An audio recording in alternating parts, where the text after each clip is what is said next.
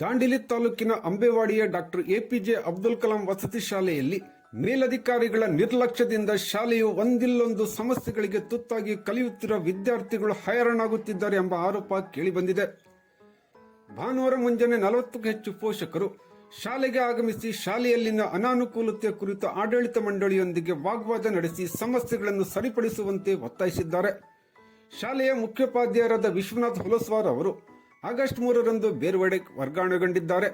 ಆದರೆ ವರ್ಗಾವಣೆಗೊಂಡು ತೆರಳುವ ಮುನ್ನ ಶಾಲೆಯ ಮೇಲ್ವಿಚಾರಕರಿಗೆ ಅಧಿಕಾರ ಹಸ್ತಾಂತರಿಸದೇ ಇರುವುದರಿಂದ ಇರುವ ಶಿಕ್ಷಕ ವರ್ಗ ಗೊಂದಲದಲ್ಲಿ ಶಾಲೆ ನಡೆಸುವಂತಾಗಿದೆ. ಹಾಗೆ ಶಾಲೆಯ ವಾರ್ಡನ್ ಭವಾನಿ ಗುಡರ್ಕರ್ ಅವರು ಯಾವುದೇ ಆದೇಶವಿಲ್ಲದೆ ಜುಲೈ 25ರಿಂದ ರಜೆಯ ಮೇಲಿದ್ದಾರೆ. ಇವರು ಕೂಡ ರಜೆಗೆ ತೆರಳುವ ಮುನ್ನ ತಮ್ಮ ಅಧಿಕಾರ ಹಸ್ತಾಂತರಿಸಿಲ್ಲ. ಈ ಹಿನ್ನೆಲೆಯಲ್ಲಿ ವಿದ್ಯಾರ್ಥಿಗಳ ಪೋಷಕರು ಶಾಲೆಗೆ ಆಗಮಿಸಿ ಸಮಸ್ಯೆಗಳನ್ನು ಸರಿಪಡಿಸಿಕೊಳ್ಳುವಂತೆ ಶಿಕ್ಷಕರನ್ನು ಒತ್ತಾಯಿಸಿದ್ದಾರೆ. ನಾವೆಲ್ಲ ಇಲ್ಲಿ ಪ್ರಿನ್ಸಿಪಾಲ್ ಇಲ್ಲ, ವಾರ್ಡನ್ ಇಲ್ಲ, ಸಮಸ್ಯೆ ಇವ್ರು ಹೇಳ್ತಾ ಇದ್ದಾರೆ ಸರ್. ನಾವೆಲ್ಲ ಲೆಟರ್ ಮಾಡಿದ್ದೀವಿ, ಮೇಲಿನ ಕಳಿಸಿದ್ದೀವಿ ಅಂತ ಹೇಳ್ತಾ ಇದ್ದಾರೆ. ಆ ಸಮಸ್ಯೆ ಬಗೆಹರಿಸೋದು ಯಾವಾಗ ಅಂತ ನಾವು ಕೇಳ್ತಾ ಇದ್ದೇವೆ ಸರ್. ಏನಾದ್ರು ಎಕ್ಷನ್ ತಗೊಂಡ್ರೆ ಅವ್ರ ಜಿಲ್ಲಾವರು ಅವರ ಕಾಪಿ ಅವ್ರಿಗೆ ತೋರಿಸ್ತಾರೆ, ಅವ್ರವ್ರ ವಿಷಯಗಳು ಅವರು ಮಾಡ್ತಾರೆ. ನನ್ಗೆ ಆ ಸಮಸ್ಯೆ ಬರಲಿಲ್ಲ, ನಿಮ್ಮ ಪ್ರಿನ್ಸಿಪಾಲ್ ಮತ್ತೆ ಶಿಕ್ಷಕರ ನಡೆಗೆ ಮಕ್ಕಳು ಹಾಳಾಗ್ತಾರೆ, ನಮ್ಗೆ ಸಮಸ್ಯೆ ಬಂದಿದ್ದು ನಮಗೆ ಮತ್ತೆ ನಿಮ್ಮ ಯಾಕಂತ ಹೇಳಿದ್ರೆ ಒಂದು ಸ್ವಚ್ಛತೆ ಅಂತ ಬಂದಾಗ ಮಕ್ಕಳ ಪ್ರಿನ್ಸಿಪಲ್ ಒಬ್ಬರೇ ಮಾಡ್ಬೇಕಂತಲ್ಲ, ಅಲ್ಲಿರುವಂತ ಎಲ್ಲರೂ ಬರ್ತಾರೆ. ಅದಕ್ಕಂತ ಸ್ವಚ್ಛತಾ ಸಿಬ್ಬಂದಿಗಳು ಇರ್ತಾರೆ, ಅದಕ್ಕಂತ ಸ್ವಚ್ಛತಾ ಸಿಬ್ಬಂದಿಗಳು ಇರ್ತಾರೆ. ಅದಕ್ಕಂತ ನೋಡ್ತಾರೆ, ಅದನ್ನ ಸ್ಪೆಷಲ್ ಆಗಿ ಅದಕ್ಕಂತ ಸ್ಪೆಷಲ್ ಆಗಿ ನೋಡ್ಕೊಳಕ್ಕೆ ಯಾರಿರ್ತಾರೆ, ನಿಲಯ ಪಾಲಕರು ಅಥವಾ ವಾರ್ಡನ್ ಇರ್ತಾರೆ. ನಿಲಯ ಪಾಲಕರು ಇರ್ತಾರೆ. ನಮ್ ಕೆಲಸ ಏನು, ಶಾಲೆಗೆ ಬಂದು ಈ ಮಕ್ಕಳಿಗೆ ಪಾಠ ಮಾಡೋದು, ಅವ್ರಿಗೆ ಏನು ರೀತಿ ಹೇಳೋದು ತಿಳಿ ಹೇಳೋದು. ಹೌದಾ? ಇದನ್ನ ಉಳಿದಿದ್ದವ್ರು ಯಾರು ನೋಡ್ಕೋಬೇಕು? ಅಲ್ಲ ಅಲ್ಲಿ ಯಾರು ನೋಡ್ಕೋಬೇಕು? ನಮ್ಮ ಮಾನ್ಯ ಪ್ರಾಂಶುಪಾಲ ಅಂಡರ್ದಲ್ಲಿ ಯಾರು ಇರ್ತಾರೆ ಹುಟ್ಟಿಗಳು ಅವರು. ಈಗ ಆಬ್ಜೆಕ್ಷನ್ ಎಲ್ಲ ನಾವೆಲ್ಲ ಲೆಟರ್ ಹಾಕಿದ್ದೀವಿ, ಅವ್ರಿಗೆ ಯಾರು ವಾರ್ಡನ್ ಇದ್ದಾರೋ ಅದಕ್ಕೂ ಹೇಳಿದ್ದೀವಿ.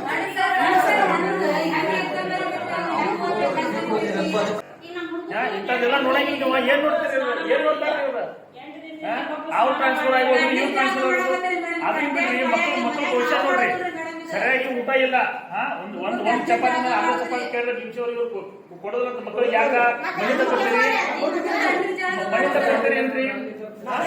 ಹೇಳ್ರಿ, ಮನೆ ತಗೊಳ್ತೀರಿ. ಒಂದ್ ನಿಮ್ದು ಮೆನು ಪ್ರಕಾರ ಊಟ ಯಾವಾಗ ಕೊಟ್ಟಿದ್ದೀರಿ? ನಿಮ್ದು ಏನ್ ಮೆನು ಐತಿ? ಮೆನು ಎಲ್ಲರೂ ಚಾಟ್ ಹಾಕಿದಿರಿ? ಯಾವ ಪಾಲಕರಿಗೆ ತೋರಿಸಿದಿರಿ?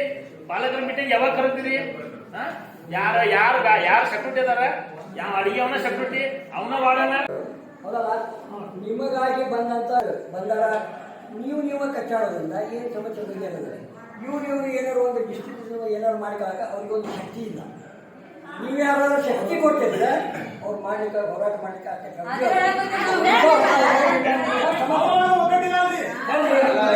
ನಮಗೆ ಇದು ಚಾಲೂ ಮಾಡಿದ್ರೆ ಊರಿನವರು ಒಬ್ರು ಇರ್ತಾರೆ, ಓಣಿಯರು ಒಬ್ರು ಇರ್ತಾರೆ, ಮತ್ತೊಬ್ರು ಇರ್ತಾರೆ. ಅವ್ರು ಲೋನ್ ಮಾಡೋದು ಚಾಲೂ ಮಾಡ್ತಾರೆ.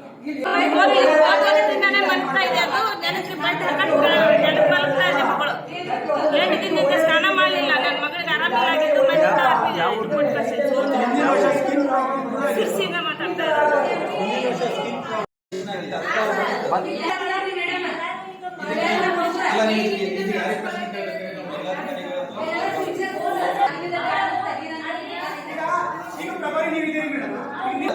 ಮತ್ತು ದೈಹಿಕ ಶಿಕ್ಷಣ ಇಲ್ಲಿ ಇದೆಯಲ್ಲ, ದೈಹಿಕದ ಬಗ್ಗೆ ಮಕ್ಕಳಿಗೆ ಪಾಠ ಹೇಳಿಕೊಟ್ಟಿದಾರ?